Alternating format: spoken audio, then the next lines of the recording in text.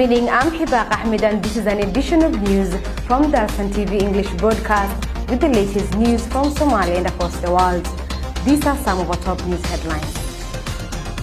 14 youths belonging to a criminal gang arrested in Mogadishu. Somali troops in Mataban received medical supplies, food and non-food items. And US blacklist alleged funders of Somali militant group Al-Shabaab.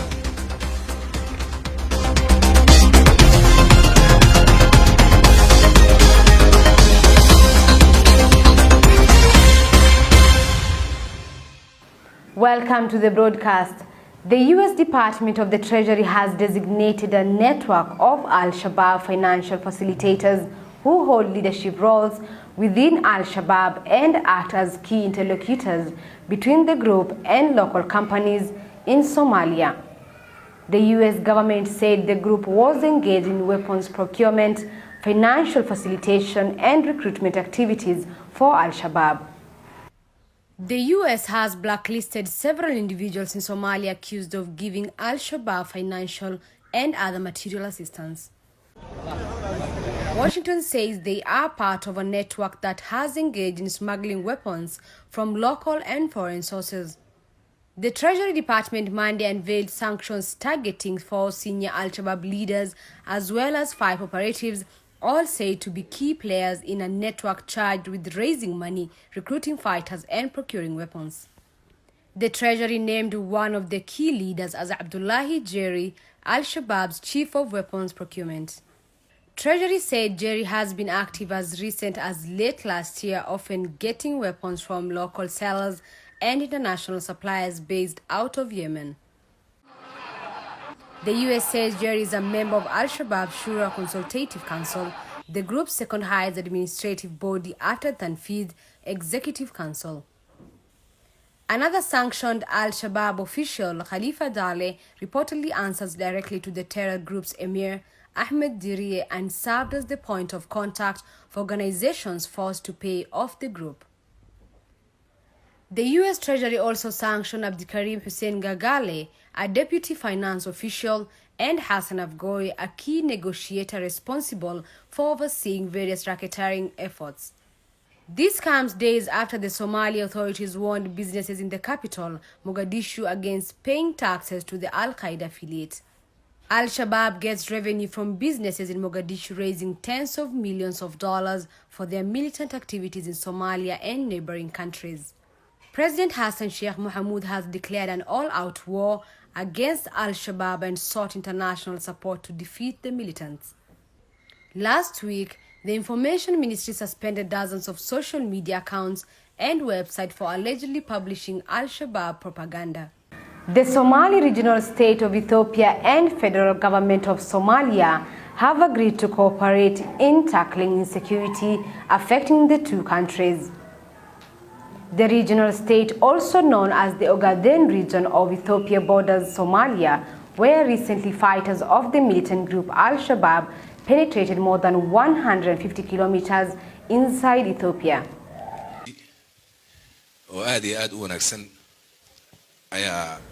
Ethiopia and Somalia have agreed to enhance cooperation in security to tackle shared threat from Al-Shabaab. Prime Minister Hamza Barre on Monday was hosted for dinner by President of the Somali state of Ethiopia, Mustafa Mohamed Omar, and later held discussions. The Premier, who is on visit to Ethiopia for a Summit on Africa Summit, said the regional state and the Somali government can collectively join hands in fighting Al-Shabaab. The leaders have agreed to enhance coordination in their joint efforts to improve regional security in the Horn of Africa, including the fight against the Islamist militant group Al-Shabaab.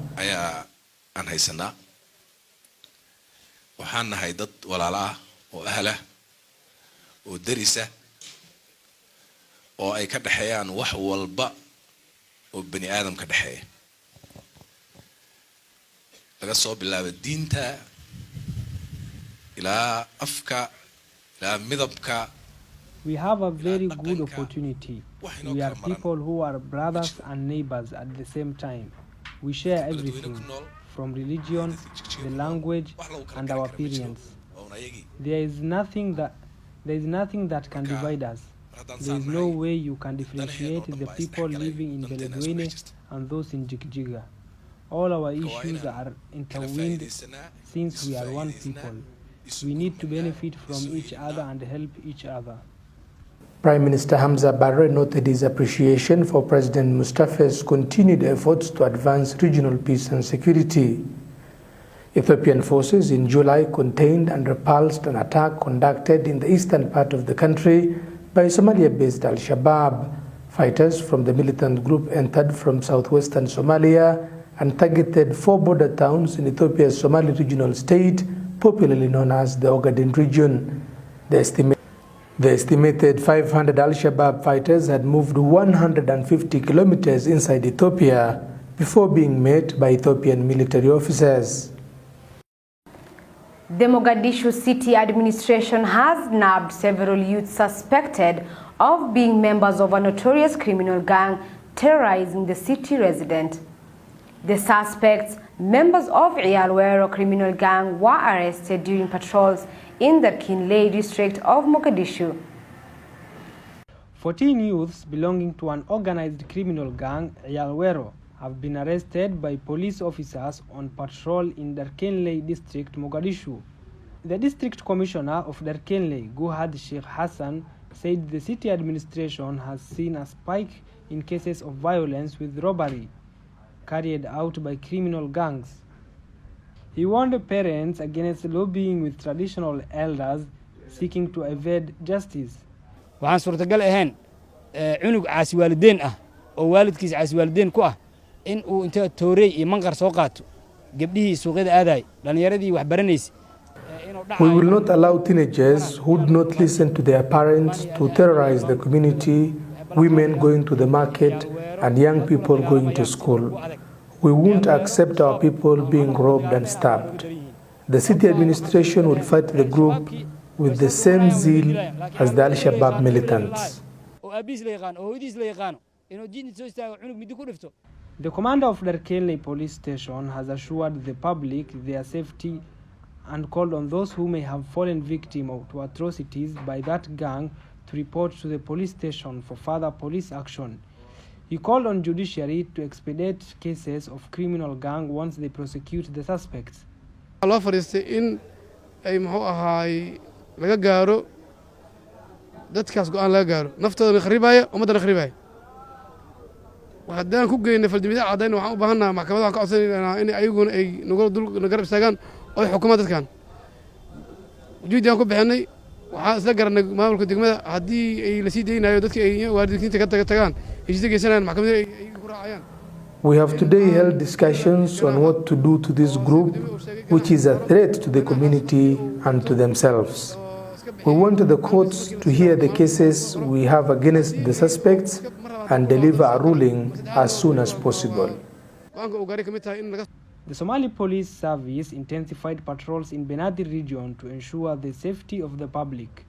The public has been encouraged to desist from being involved in any criminal activities, particularly the youth. Detectives said that the 10 who belong to the notorious squad known as Iyalwero are responsible for the sudden rise of crime in many parts of the capital. Mogadishu is under a new administration following the removal of Omar Hassan Filish as the governor of Benadir and mayor of Mogadishu. The new administration of Yusuf Hussein Madale has promised to tackle the insecurity affecting Somalia's most populous city. The government of Somalia said it is committed to eradicate the terrorism in the country, calling on the Somali people to share information with security agencies. Somali troops and allied local militia in Iran have received medical supplies, food and non-food items. The goodies are aimed at boosting the morale of security forces conducting operations in central and southern Somalia. Somali National Army troops stationed in Mataban district on Tuesday received new supplies from the leadership of the Middle Shabelle region. The leaders visited the troops who recently liberated Yasoman village from the hands of the Somali militant group Al-Shabaab. The donation, which included medical supplies, food and non-food items, were handed over to the leadership of the Somali army in Mataban. The governor of Middle Shabelle region, Ali Jaite Osman, thanked the commissioner of the district for spearheading efforts in supporting the Somali army and military. Governor Ali Jaite lauded the Somali army and the government-allied militia for undertaking offensive operations aimed at weeding out the network from Somalia, the first in 5 years. Mataban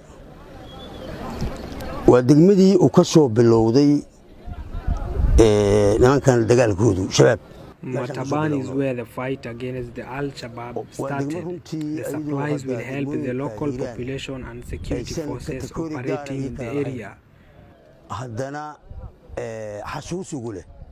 He said the supplies will help his administration respond urgently to the needs of the local people and members of the armed forces. The district commissioner of Mataban district, Bashir Abdurrahman, said more support is coming from the communities as the offensive against the network intensifies. caawimaadii iyo deeqdii iyo dhiirigelintii ma ahayn waa ka gaari weynay waqti badan ay u baahnaayeen in la soo aruuriyo ama la isu keeno howlaha qaarkood. There are many other donations that we did not bring with us since we were rushing to bring this first. I want to assure you that all of us in the community are ready to provide support for our forces and those in liberated areas. waxaan Nigeria gargaarka intan ka badan iyo oo deegaanka iyo bulshadu u baahan tahay iyo midka ay u Military activities are still going in parts of central and southern Somalia, where members of the Somali National Army with the support of the local militia are fighting Al-Shabaab. President Hassan Sheikh Mohamud has declared an all-out war against Al-Shabaab and sought international support to defeat the militants. Meanwhile, about 30 Afghan women protested in front of Kabul University on Tuesday after authorities expelled students from the dormitories, allegedly for breaking rules. The protesters claimed that all the evicted students were women in a move that comes as the Taliban has increasingly restricted girls' access to education. Organizers also called for the reopening of girls' secondary schools, which have been shut since that Taliban returned to power last year.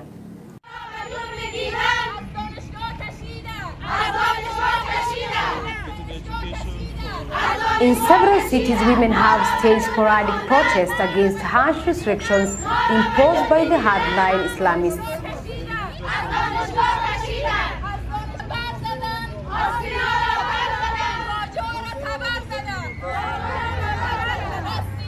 The rallies are usually swiftly put down, often harshly, and journalists have increasingly been prevented from covering them.